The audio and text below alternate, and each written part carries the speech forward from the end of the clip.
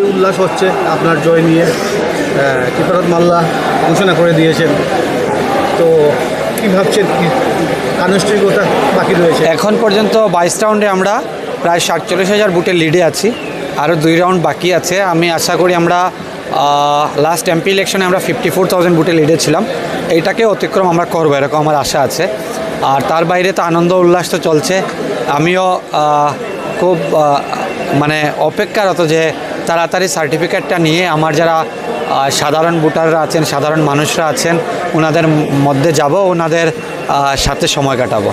দেখা গেছে এই সিট নিয়ে একটা বার্ডিক ছিল বা এক্সিট করে এসেছিল যে 50-50, কিন্তু রেজাল্ট তা দেখাচ্ছে না।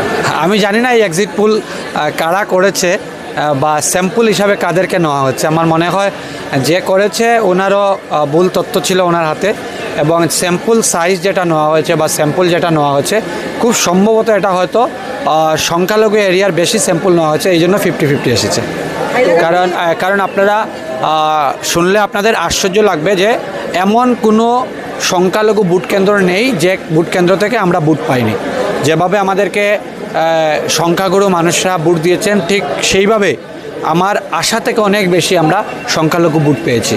তো আপনি বলেছিলেন 9 তারিখের পর আপনার দায়িত্ব, তো কী কী দায়িত্ব নিচ্ছেন? আমি দায়িত্ব পালন করা শুরু করে দিয়েছি, এবং মানুষের সাধারণ যেগুলা সমস্যা রয়েছে সেই সমস্যাগুলো সমাধান করা, এবং তার সাথে সাথে হাইলাকান্দিকে নতুনভাবে সাজিয়ে তোলা, এই প্রচেষ্টায় আমরা ব্যস্ত থাকব।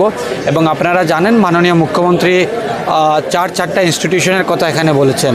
একটা মেডিকেল কলেজ হবে, একটা ক্যান্সার হসপিটাল হবে, একটা ইউনিভার্সিটি হবে, একটা ইঞ্জিনিয়ারিং কলেজ হবে।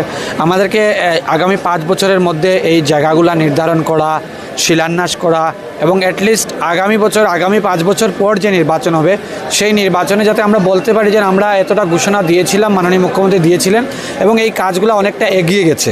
তো এই দিকেও আমার অনেক সক্রিয় থাকতে হবে। এটা অনেক বড় দায়িত্ব, এবং এই দায়িত্ব পালন করতে গিয়ে সত্যিকারের অর্থে যারা আজকে হয়তো আমার প্রতিদ্বন্দ্বী ছিলেন, আমার প্রতিযোগী ছিলেন আমার বিরুদ্ধে, তাদেরও অনেক সহযোগিতার প্রয়োজন আছে।